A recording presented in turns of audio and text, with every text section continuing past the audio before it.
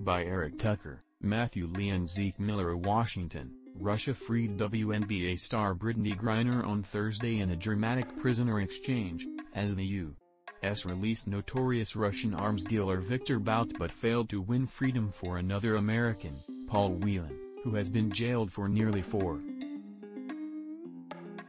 The swap, at a time of heightened tensions over Ukraine, achieved a top goal for President Joe Biden but carried a heavy price.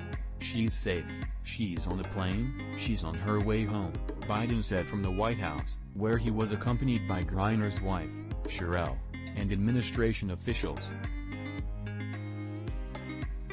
The deal, the second such exchange in 8 months with Russia, procured the release of the most prominent American detained abroad.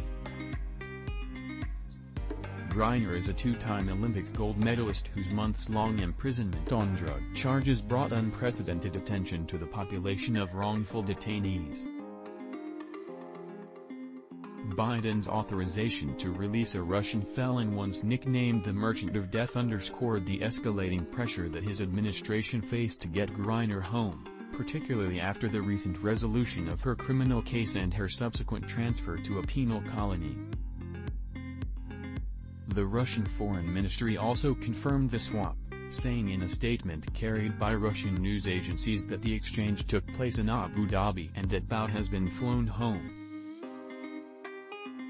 Russian and EU officials had conveyed cautious optimism in recent weeks after months of strained negotiations, with Biden saying in November that he was hopeful that Russia would engage in a deal now that the midterm elections were completed. A top Russian official said last week that a deal was possible before year's end.